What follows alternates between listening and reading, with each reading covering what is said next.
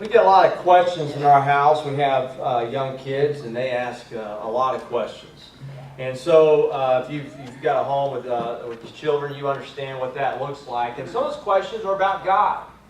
I found some of these children wrote questions to God. One was from Robert. Robert said, "Dear God, I am American. What are you?" That's a good question. I don't know what God would say about that. I didn't think about that. How about little Jennifer said, in the Bible times, did they really talk that fancy? Tells you a little bit what version she must be using. How about Neil? Neil said this. Maybe our own Neil Shoemaker may have said this. He says, "Dear God, I went to this wedding and the most disgusting thing happened. They kissed right in church. Is that okay?" Is that okay? We start having questions from God, for God, very young, but the thing that happens to us also when you realize that God has questions for us. And so we're going to be asking one question today that maybe will pierce your heart. But I want to set it up this way. How many of you have seen the movie Shawshank Redemption? It's an Academy Award-winning movie that came out a number of years ago. Shawshank Redemption tells of a life in a maximum security prison up in the northeast part of the United States. And the movie is set in the 1950s. And it's the development of these characters. You see, it takes place over several decades. And one of the characters in the movie is a man by the name of Brooks, who is played by the actor James Whitmore. And Brooks was in Shawshank from 1905, and he committed a murder. He indeed committed that murder. And so you see him 50 years later in 1955. So he's been in prison for a whole 50 years. And then on top of that, he has moved his way up to becoming the prison librarian. But eventually, he comes up for parole, and his release is approved. And when he finds out, he goes into the prison kitchen and confiscates an ice pick. And he goes to a fellow prisoner who happens to be a friend of his and is threatening and really probably will kill this guy. Fellow inmates intervene and prevent him from killing his friend, and yet there's this incredibly sad scene in this movie where Brooks, this older gentleman, buries his head into the fellow prisoner's arms and weeps. Brooks breaks down. And you see, Brooks has become so accustomed to life behind bars at Shawshank, he actually is fearful of what's outside of those walls. Left behind the bars was all that he had ever known, was in that life. And the prison security knew about what he did, and they showed mercy on him and did not report him to the higher authorities. And so he was released from prison. He went immediately into a halfway house and got a job bagging groceries. And for 3 weeks he tried to make his new life of freedom on the outside world work, but eventually he gave up. And Brooks one night killed himself. And as word got back to the prison inmates in Shawshank of what Brooks had done, they were shocked and they disbelieved the news. They couldn't believe why a man who had been behind bars for 50 years finally arrives at this point in life of freedom, the day that they longed to have. He was given that, and then he did that act. They could not understand why he took his own life. What I'm about to show you is a scene where the prison inmates are gathered around the bleachers within the Shawshank confines there in prison, and they're engaged in a pretty deep conversation about why Brooks did what he did. The main character of the conversation is a man by the name of Red. He's played by Morgan Freeman, who happens to be my uncle. I'm kidding. Red is the resident sage. He's kind of the Solomon of the whole crew. And he offers up his wisdom on why Brooks did what he did. So take a look at this thing. The man's been in here 50 years, Haywood. 50 years. This is all he knows. In here, he's an important man. He's an educated man. Outside, he's nothing. Just a used-up con with arthritis in both hands. Probably couldn't get a library card if he tried. You know what I'm trying to say?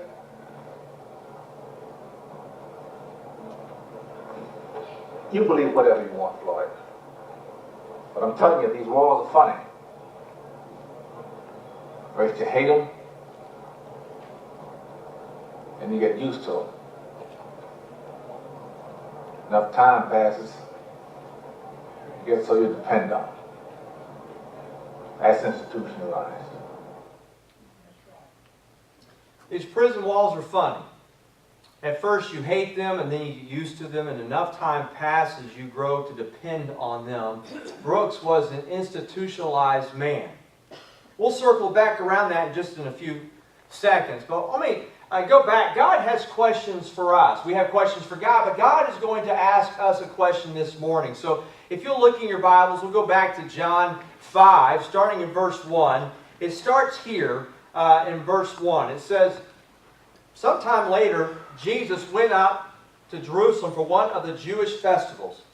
Now there is in Jerusalem near the sheep gate a pool, which in Aramaic is called Bethesda, and which is surrounded by 5 covered colonnades. Here a great number of disabled people used to lie: the blind, the lame, the paralyzed.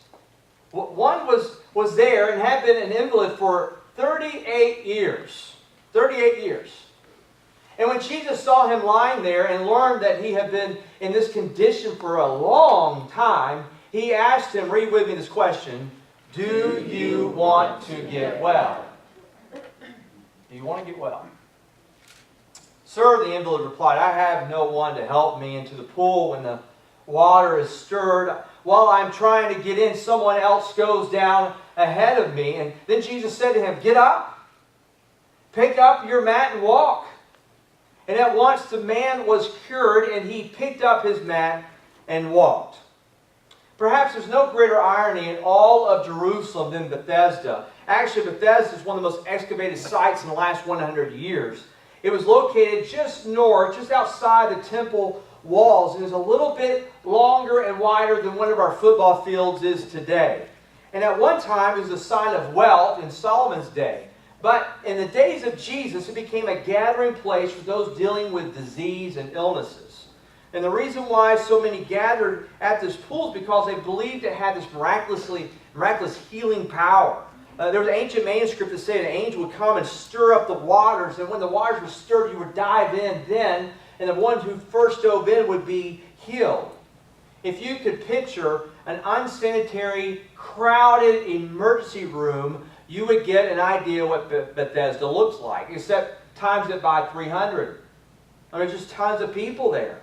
When I think of this, I think of, I took a group of kids up to Toronto to do some mission work there, and we were up there, and we had this room about the half size of this room right here, and we filled it up with just boys. We had a big group, and so it was just all boys, and so they filled up this room, and it's just, you know, person after person, you know, stacked in there. And I came in, I was like the last one in that room. When I came in there, I noticed that I had no more hairs in my nose because it all just disappeared because it smelled so bad. I mean, it was rank. And I walked in that room and I just said, you know what? I love Jesus, but I don't know if I love him that much. I just turned around and walked out. And I said, you know what? I've got some friends. I got some guys in here. I'm going to say, hey, I need about 5 of you. We're going to go and sleep in a gym to alleviate some space. That's what I was telling people. Really, I just don't want to smell it. And so I took those 5 guys and we went and we slept in the gym where we had more room, you know, more air to dissipate whatever came out of us. But it was just amazing how bad it smelled in that room. I mean, you walk by the doorway and you had to kind of step away like 10 feet from the doorway because that smell came out in the hallway. It was terrible. And if you've been around junior high and senior high boys, you know what I'm talking about. I mean, it was bad.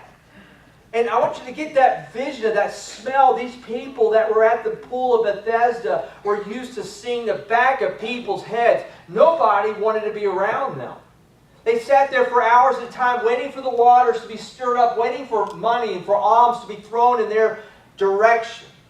And it's in the form of a welfare that's going on here. They live by this pool. And what I love about Jesus is that he actually walks amongst the invalids there. This means that he is looking at the sick gathered around the pool, that he is walking amongst these people. And this is what's so amazing about Jesus. He takes the time to interact with this man who's been paralyzed for 38 years. And he does this while everyone else is enjoying a feast in Jerusalem. I mean, there's an abundance of spiritual activities to do in Jerusalem right now, at this time. There's an assortment of spiritual places to go. There's a whole bunch of spiritual people to be seen and be seen by. But Jesus is walking among the beggars. Jesus is interacting with the paralyzed. He's immersed himself among the sick. It says, I want you to know, Bethesda means a house of mercy, means a house of outpouring. And that's exactly what's happening here. Jesus comes and he brings back the meaning of what Bethesda means. And what's so intriguing also about this miracle is that the man does not ask for Jesus to heal him. Notice that Jesus takes the initiative here. He's the one that makes the first move. Isn't that beautiful? I mean, the story stands out as a living reminder that God doesn't act often until he's helped. He acts before that. He's already pouring out his mercy. He's already pouring out his healing. Always pouring out his compassion on someone. God takes the initiative here. And this should be good news for us, because there are often times in my life when I'm not looking for God. I'm not looking for him, but that doesn't mean that God has stopped looking for me and stopped looking for you. You know, what's also so baffling to me about this is how Jesus initiates this healing process. He asks the man the question, what? Do you want to get well? Do you want to get well? Now that seems like a strange question at face value, doesn't it? Do you want to get well? Reminds me of a question sometimes my kids will ask. They'll ask a really strange question. One time Rylan was asking, I don't know what made him think of this, but he looked at me and he says, Dad, I got a question. I said, what do you want? He says, why is it that the Smurfs... And I'm like, oh man, this is going to take it way back. Why is it that the Smurfs, when they walk around about the day, they don't have a shirt on? But at night, they wear a shirt. And I'm looking at him going, well, I don't know. First off, why? What made you think of that question? And second off, I don't know if you're right. And so I did some investigation, and I looked, and the Smurfs do walk around without any shirts on. And at night, they do sleep with shirts on. I was like, how did he even notice that? And you know, it's a strange question what Rylan asked me, but the truth is, Jesus is asking a very strange question. On the surface, this seems like one of the most ridiculous questions you could ask someone who's been chronically ill for 38 years. Didn't this man's presence by the pool testify that he wanted to get well? The question seems absurd. It seems rude. Who would have the audacity to walk up to someone who's been almost there for 4 decades and ask, do you want to get well? But Jesus is not a person who's rude. He doesn't ask absurd questions. Maybe he knows something that I don't know. Back to Brooks. Morgan Freeman character's Red brings up Brooks and that he's been so accustomed to a life behind prison. As he leaves the prison, as you can see these pictures, he's on the bus, leaving and walking about amongst the free community. He can't stand it. His whole identity is wrapped into who he was behind the prison walls. He was somebody behind the prison walls. He knew who he was. He knew his limitations. He had the rhythm of life in prison. And Red said that Brooks was institutionalized. There's a funny thing about these walls. At first you hate them, and then enough time comes, and then you start getting used to them, and then you grow to depend on them. The phenomenon of institutionalization is not just fiction. Mental health experts, even prison wardens, have testified to the fact that it's possible to be in one condition for so long, in one situation for so long, in the same set of circumstances for so long, that at one time you thought of them as subnormal, but over time they become normal, and then you become even comfortable with it. And perhaps Jesus knew what he was talking about when he asked this man, do you want to get well? Maybe 38 years was enough time for this man to first hate his illness and then get used to his illness and then grow to depend on his illness. Brooks sheds light on something that's very surprising to me at first. That you can be in a physical condition for so long that no matter how debilitating or how confining it can be, that you become accustomed to it to the point that you no longer seek to make your situation better. Here's the crazy part. You're even fearful of the situation becoming better. Which leads me to wonder what the problem wasn't this man's body was paralyzed, but that his will was paralyzed. Not only does this invalid's illness contribute to him being institutionalized, but the type of person, the people that surrounded him, also contributed to this institutionalization. It may become so easy to have your sense of normalcy redefined, not only because you've been sick for so long, but because you've been surrounded by other people who have been sick for so long. Your view of what's normal can be dramatically impacted by the context in which you live in every single day. People will grow up in the most dysfunctional families, and no matter how dysfunctional the family might be, if it's all they've ever known, it's normal. And they accept the abnormal, and they accept the subnormal, and it becomes normal to them. Now here's the deal, you don't have to suffer from chronic disease or chronic illness very long to be behind bars of institutionalization. The truth is that we all can be spiritually institutionalized. We can struggle with a sin for so long. We can struggle with a spiritual incapacitated state for so long that the condition that we used to hate, the condition that we used to despise, we now become accustomed to it, and we may have actually grown to depend on it, and it becomes a source of our identity, and we've reconstructed our lives around it. And here's the sick part. We ask other people to reconstruct their lives around it. And the sickness that we used to dream about living without, we now settle for living with. And it's hard for us to imagine life without that sin. It's hard for us to imagine our life without that spiritual struggle, and we cannot even imagine what would life be different without it. Years ago, there was a documentary on the Tour de France. Tour de France is the hardest, most prestigious bike race in all the world. And it told a story about a young cyclist who went up to the front and led for a while, and then he gave up the lead, and then he gave up altogether the race. And the commentator said something that still rings in my ears today. He said this: somewhere, somehow, along the way, the young cyclist allowed the struggle to kill the dream. And I wonder if that man lying beside the pool was a case where the struggle had killed the dream. He had been sitting by the pool for decades, and Jesus asked the question, do you want to get well? And sometimes when it comes to the issue of our transformation, our spiritual growth, the issue is not God's willingness, the issue is our willingness. You see, every one of us needs a gut check from time to time, which causes us to look within and ask the question, if we really want what we say we want. Do we really want transformation? Do we really want what we tell people we want? Because we gather around our healing pools, we gather around worship assemblies, we gather around Bible studies, we gather around our service projects, we gather around our connection groups. And it's really easy to gather around these healing pools and put up the face that makes people believe we want to be free. But deep down inside, we may not really want to be healed. It's a funny thing about these spiritual prisons.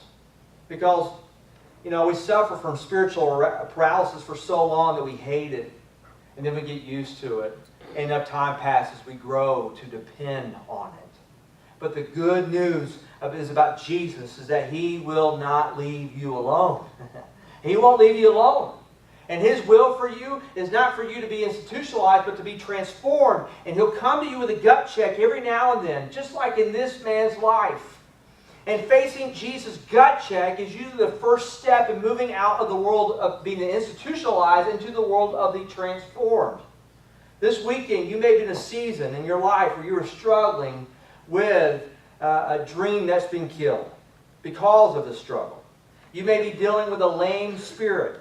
And I want you to know that there is hope for you right here, right now.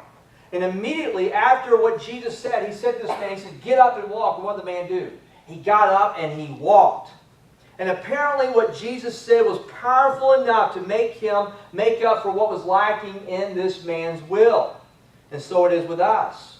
I believe in Jesus' Word and His Spirit that there is more than enough to make up with what is lacking in my own will. Isn't that good news? There's a word that Jesus has for us who are struggling with lame spirits this weekend and who have allowed the struggle to kill the dream. And it would be found in places like Philippians 2, which says this, "For it is God, it's God, who works in who? You and us. He's working through us to will and to act according to His good purpose." And I want you to know that God is not just willing, He is willing in and through you. Don't let the struggle kill the dream.